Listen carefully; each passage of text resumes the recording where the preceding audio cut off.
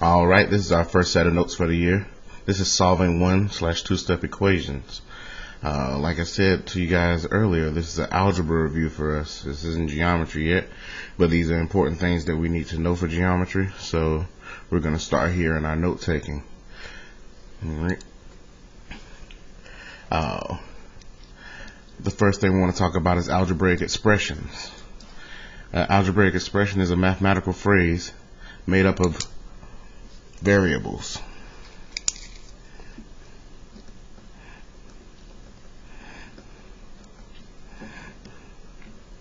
And constants.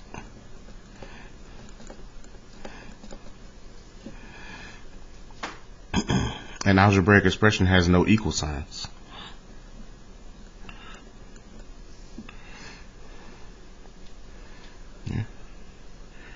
The next thing we're going to look at is evaluating expressions. So when you're evaluating expressions, you follow the order of operations. And all of you should be familiar with the PEMDAS, the order of operations. Certain people call the phrase certain things, but we most associate it with "please excuse my dear Aunt Sally." And you should know what all of the letters mean. Parentheses, exponents, multiplication and division, addition and subtraction. Before we go any further, one thing I do want to talk about is the multiplication and division and the addition and subtraction part. A lot of you guys don't know this, but since multiplication and division are inverse operations of each other, they go together. So it doesn't necessarily mean you do multiplication first, then division. Either one of these that you see when you're reading left or right, you do in order. So for example, if I knock out my parentheses and my exponents in my order of operations when I'm solving a problem, and I hit multiplication and division next, and I'm looking for those in my expression, if I see division before I see multiplication, I should do that first. They're grouped together, so I need y'all to understand that. Doesn't necessarily mean go multiplication then division. If you either one of these that you see when you hit this step, you can do first. You can do division before multiplication, if that's what you see first from left to right when you're moving through your expression. The same goes for addition and subtraction as well. These two are grouped together. They're inverses of each other. Whichever one you see left or right when you're going through. First, when you get to this part of your order of operations, you can hit first. You can hit the subtraction before you hit the addition. You just can't hit subtraction or addition before you hit these two, multiplication and division. So there's a flow here, and you need to know about the grouping that's here too. Alright, so let's evaluate an actual expression. This first expression is a times b squared plus c. And they say if a is equal to 2, then they said b is equal to 4. And they say c is equal to 7.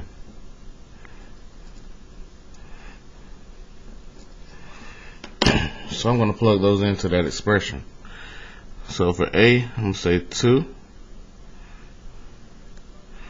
and then times, I know that's multiplication because those letters are right next to each other, 4 squared plus 7. So I've plugged in my numbers for the variables, and now I need to evaluate the expression. I'm going to use the order of operations. It says please excuse my dear Aunt Sally. First thing I'm going to look for is my parentheses. I go through, I don't see any parentheses, so I can skip that step. Next thing I'm looking for is exponents. I see an exponent right here, 4 squared. So I want to do that. And I do things line by line. I know a lot of y'all try to do everything together. That's where y'all get messed up at. You should do it line by line. So all I'm doing is the 4 squared. So I'm going to take my 2, bring it down, times 4 squared is 16. Plus 7. And then I do my next step. Next step, multiplication and division from left to right, whichever one I see first. Going from left to right, the only thing that I see is multiplication. I don't have any division in this problem. So I do 2 times 16. That's 32. and then bring down to plus 7. And then the last thing I'm going to do is my addition and subtraction. I have addition, no subtraction. So it's going to be 32 plus 7. It's going to give me 39.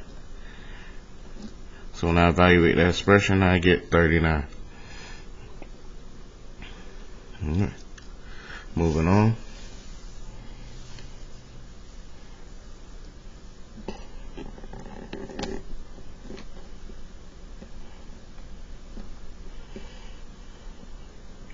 The next portion of our notes talks about parts of expressions. Yeah, there's an expression here that we're going to look at, and we're going to talk about the parts of it that we can break it down into. The first thing is variable terms. Variable terms are terms with a variable. That's pretty simple and straightforward for you. I'm going to color code for you so it all can all look nice. The best thing to do with these is grouping. So I'm going to sit here and I'm going to group all my variable terms. My variables, I'm going to box them. 7x. The next one I see is negative 5x. This is where a lot of people make mistakes at. It's not just 5x, it's whatever sign is in front of it. Negative 5x. Then the next one is 4x, or positive 4x. I mean, it's a plus sign, so you know it's positive, so you can just do the 4x.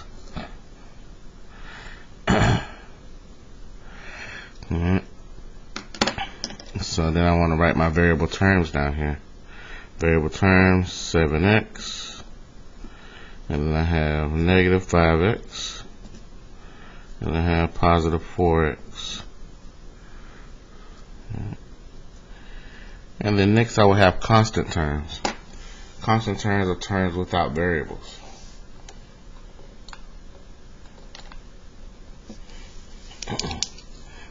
My constants will be this positive 3 right here. I'm going to circle them. Positive 3. And then I have a positive 8. And then I have a negative 1. These will be my constant terms.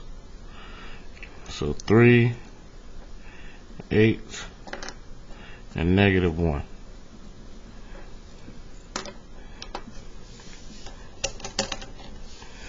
And then coming back over here to the variable terms, under variable terms you also have what we call coefficients. Coefficients are numbers next to the variable. So the number that's in front of the variable will be considered a coefficient. In front of my variables I have the number 7, number 5, negative 5, and I have the number 4. Here, here, and here. These are my coefficients.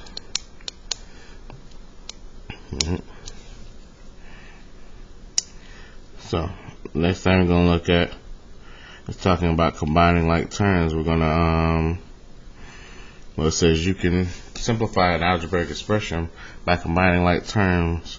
This means to combine common variable terms and constant terms. So now that we've identified what variable terms and the constant terms are, we can use that to combine them. And this expression is the same one that we have above. So we kind of already grouped it for ourselves, so we'll do it again down here. And the best thing you can do for yourself before you simplify an expression is do what we did up top here. Box and circle and regroup your expression. You can rewrite it. I'm going to show you how to rewrite it down here. So I'm going to just box like we did up above again. 7x, negative 5x, and we got the positive 4x. We circled our constants 3, 8, and negative 1. And then after that we can regroup. So in front, I'm going to have 7x minus 5x plus 4x. And then in the back, I'm going to have plus a constant of 3 plus 8 minus 1. Regrouping it helps you so you can easily add and subtract your variable terms and your constants together. So now that I have it like that, it'll be easy for me to condense this. So now I'm saying 7x minus 5x. 7x minus 5x is 2x plus 4x. That's going to give me 6x. At the end here, 3 plus 8. 3 plus 8 is 11. And then you have 11 minus 1. 11 minus 1 will be positive 10. So when I combine like terms on here and simplify it, I'm going to get 6x plus 10. Alright. So that's expressions. At the bottom here, we like to show you how we use expressions in geometry. This is a geometric application right here. We're going to use expressions to give the perimeter of each figure as a simplified expression. Alright. So this first figure here y'all should be familiar with is a triangle. On a triangle, we didn't just put I guess what we would call constants or just numbers. We put variables here. Got x, 3x, and 2x plus 1 that represent the length of the sides of this triangle. But they want to know what the perimeter of the triangle is. Even though we don't know a value for x, we could still write an expression to represent the perimeter of this triangle. For those who don't remember what perimeter is the distance around the figure. So perimeter would be me adding this side plus this side plus this side, and that would represent the perimeter. Like I said, even though we don't have a value for x, we can still write an expression that represents that. So for me, I'm going to say P equals my perimeter, x plus 3x plus 2x plus 1. That's going to represent the perimeter of that triangle for me. Only thing I forgot to do is simplify it. It has to be a simplified expression. This ain't simplified. So we need to simplify it.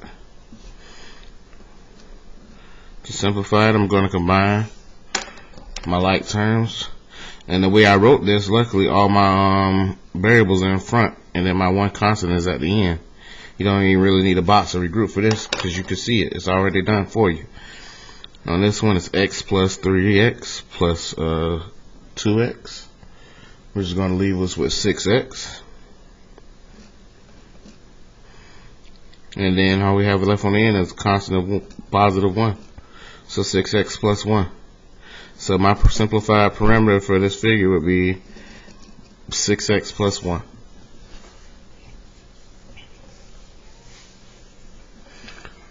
The next figure should also look familiar to you, and you should recognize it as a rectangle.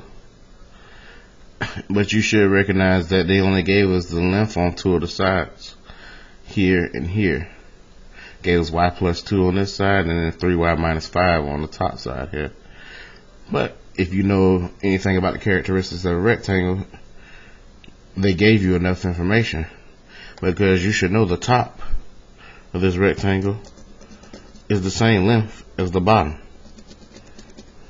You should also know that the two sides, here and here, are the same. And these markings that I'm putting in, these are called side markings. You'll learn them later on in another unit, but it's good to start to get familiar with them now. These are actually geometric markings that I'm using on this figure, showing congruency on these sides, showing that these sides are equal. I'm showing you that this side is equal to this side, and this side is equal to this side using these markings. And after that, you want to figure out how you can write an expression to represent this situation that we have with this rectangle. Alright? A lot of kids are going to just say, oh, y plus 2 plus y plus 2, but if you're thinking that way. It's a simpler way to do this, though, without having to write all that out, if you understand what this represents. So let me show you. The way I would do it, I'll say my perimeter equals, and then I'm looking and I say, okay, I know this side and this side are the same, so I have two of these sides that are the same. So out front here, I'm going to say 2, and I'll say, well, I can multiply this by 2. So 2, and in parentheses, I'm going to write y plus 2, And that'll represent my situation on these two sides. 2 times y plus 2. And then I know I need to add that to my top and my bottom. And the top and the bottom have the same situation. There's 2 of them. So I'm going to say 2. And in parentheses, 3y minus 5. This is me writing an expression to represent this situation. And then the next thing I have to do after that is something that all you guys should remember from Algebra 1, which is called distribution. I'm going to distribute this 2 into the parentheses to the y, into the 2. And in this one, I'm going to distribute it to the 3y, into the negative 5. And then I'm going to rewrite this expression. So parameter equals, and then it's 2y, 2 times y, which is 2y, and then 2 times 2, which is 4, and then plus, and then you got 2 times 3y, which is 6y, and then 2 times negative 5, which is negative 10.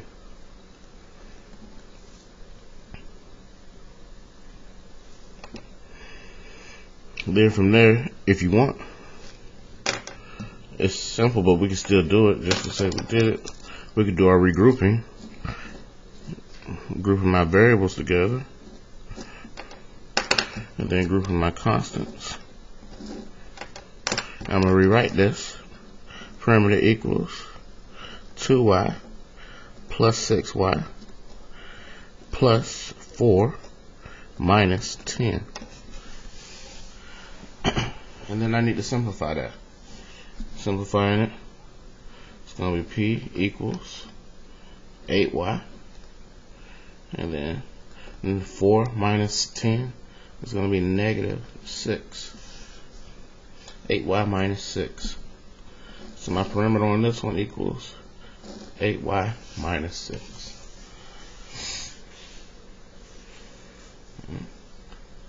Alright, so that's expressions on the front. On the back, we're going to get into our equations.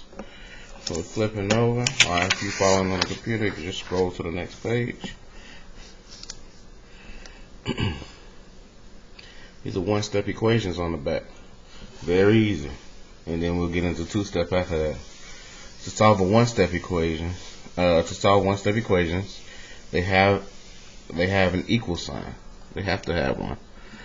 That's what makes an equation. An equation has to have an equal sign in there. The goal is to get the variable by itself, and this is also known as, or called, isolating. We want to isolate our variable. Alright. Now, you see out to the side here it says you try, and that's exactly what I want you guys to do. So at this point, if you're watching the video, you need to pause the video so you can try these equations. The only one I'm going to help with is number 5, just because I know issues that your kids run into with that one. But I want you to try 4, 5, and 6 on your own. I'm going to come back and I'll do number 5 with you though, but 4 and 6 you should have no trouble doing. The ones I want to get to are the ones down at the bottom, the two-step equations and equations with fractions. Okay, so we're going to pause the video right now if you're watching the video.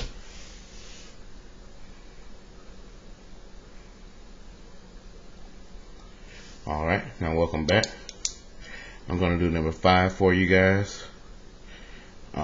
If you already done it, you can check your work with me. The reason I want to do number 5, this is one-step equation, is pretty easy. But the issue on this one is the variables on the right. And a lot of kids have trouble in the variables on the right for some reason. They seem to want to move the variable to the left-hand side of the equation without doing anything to it. And that's a big no-no. You can't just move a variable on the other side of an equation without doing anything to it. Can't just say, okay, G was over here, now I'm going to put G over there. If you do, you're going to mess this whole equation up. And a lot of kids do that. That's not the way to roll with this one.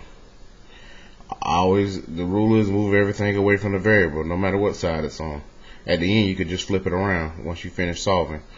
But if the variable starts out on the right, keep it on the right until you finish solving. Alright. Oh, so with this one, like I said, the first move you need to make is moving this number -9 away from the variable. It's -9, so to get it away from my variable, I'm going to add it to the other side. +9, +9.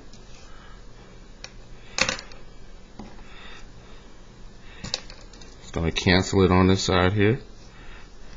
On the other side, it's -2 + 9. -2 + 9 is going to give me +7 over here. Equals, bring down G. Now I solve for it. It's 7 equals G. If you don't like the way that looks, now that you solved, you can say G equals 7. Flip it around.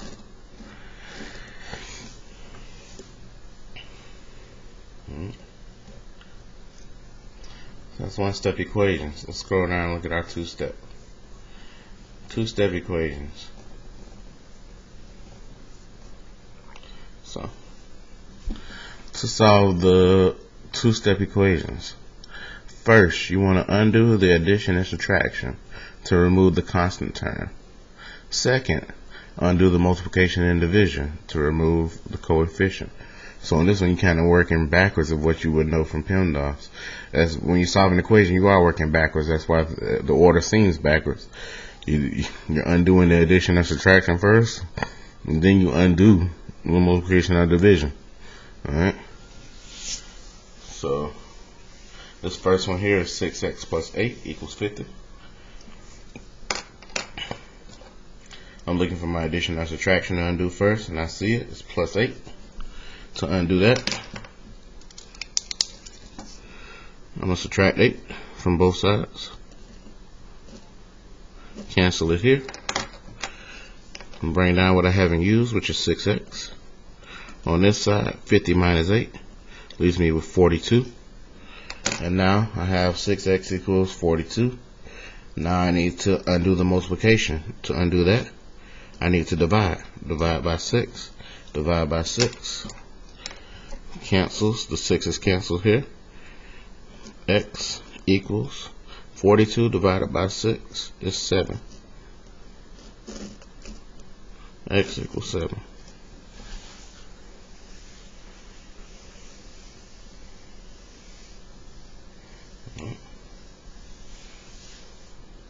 The next one is the same issue we had up top with the one-step equations.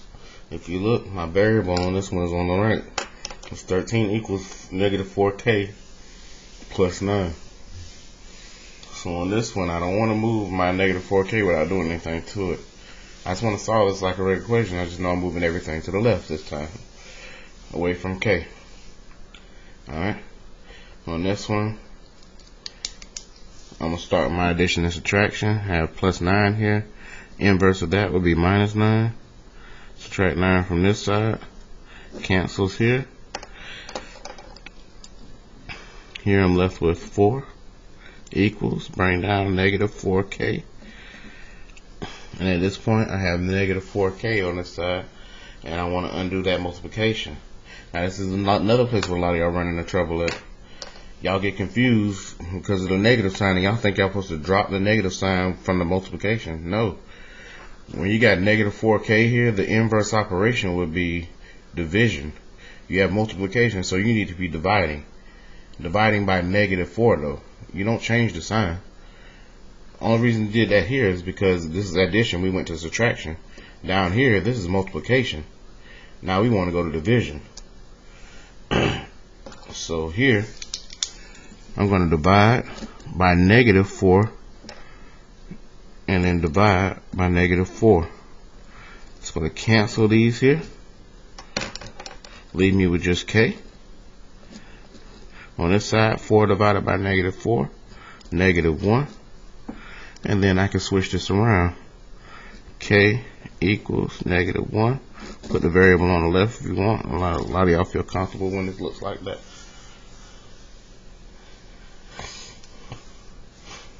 That's your basic two-step equations. Now, the ones down a little further have fractions on them. I want to show you these because once when y'all start freaking out a little bit. Fractions. To get rid of a fraction, multiply by the reciprocal. You should have heard this word before. Reciprocal.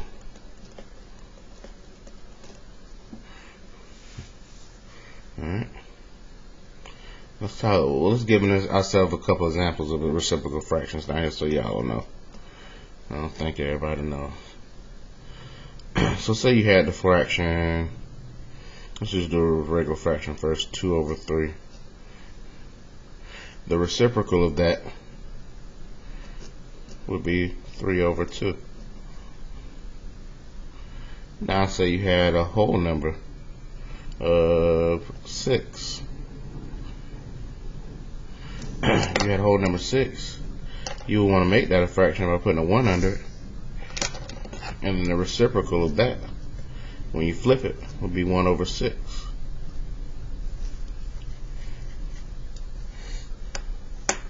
And then also, say you had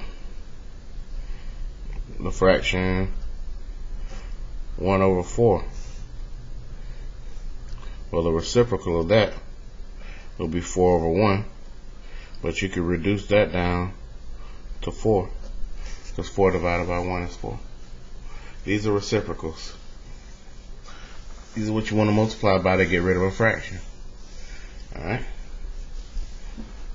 First one, x over 5 plus 22 equals 28.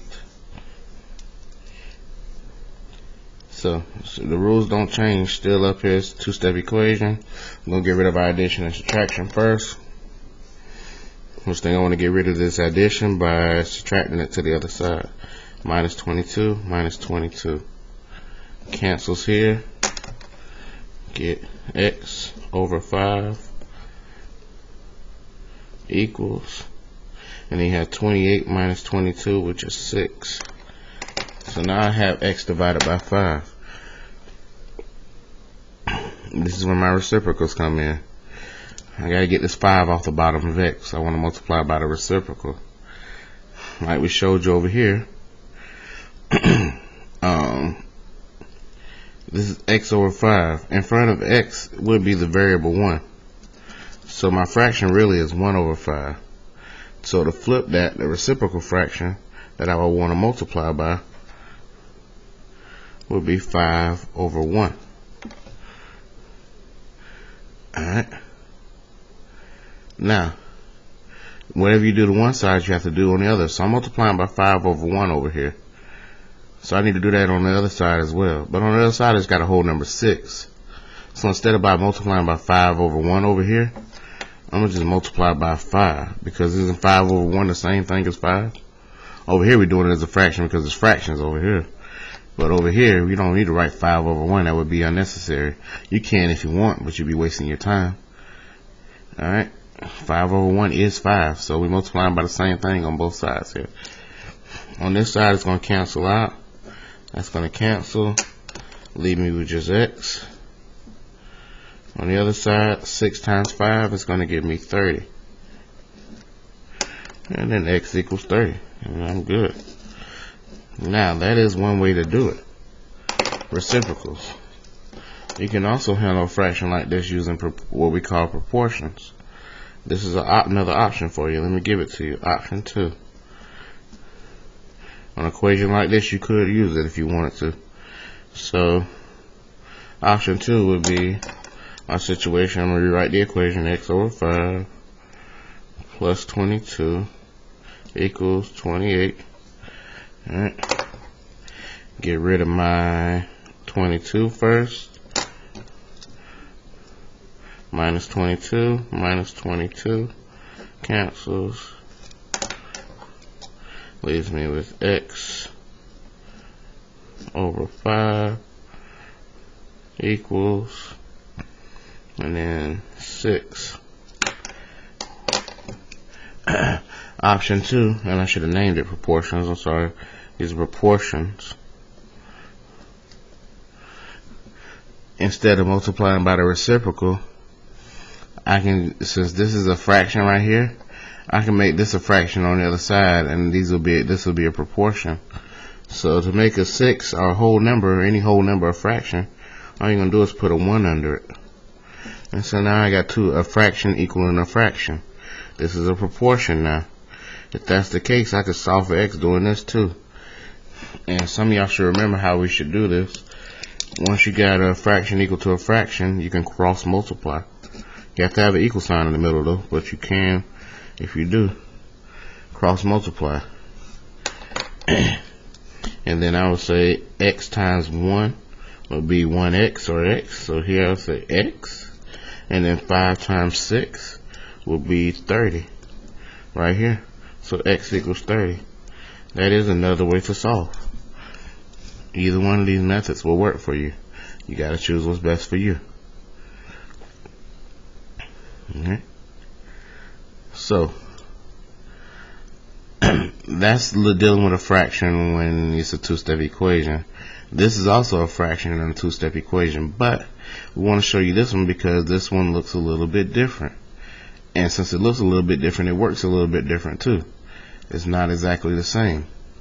On this one, we had x over 5 plus 22 equals 28.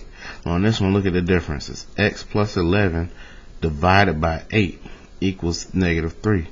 And this is where a lot of kids mess up at too. This equation looks different from this one. They're not set up the same. On this one, you just had a fraction by itself plus a constant equals 28. Here, you have a variable plus a constant being divided by another number here, 8. All of that being divided by 8.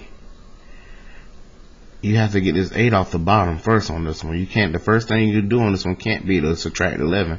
I can't move 11 because 11 is being covered by 8. So on this one, I have to move my 8 first.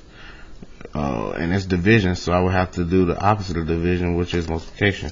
I'm going to rewrite it so I have a little space here. X plus 11 over 8 equals -3. And then from there, on this one, you need to understand that on top, this x plus 11 is a whole term by itself, on top being divided by 8. That being said, outside of that, I can still put a 1 on top so that I can understand that my fraction is 1 over 8. And to flip that, the reciprocal of 1 over 8 is going to be 8 over 1. So I'm going to multiply times 8 over 1. Alright? And since I'm multiplying by 8 over 1 on this side, I got to do the same thing on this side. On this side here, I'm going to times -3 by 8 over 1. But since it's just a whole number -3 instead of 8 over 1, what am I going to multiply by? An 8. Whole number 8. It's a waste of time to put a 1 under that on the other side. Alright? Here, now that I have it set up this way, I can cancel my stuff out on the side, 8s and 1s. All I'm left with on this side is, didn't need that parentheses. I'm going to make it a x. X plus 11, which equals, on this side, -3 times 8, which would be -24. That's my x. Okay. So now I got the one-step equation, x plus 11 equals -24. And then the last thing I need to do is subtract 11 on both sides.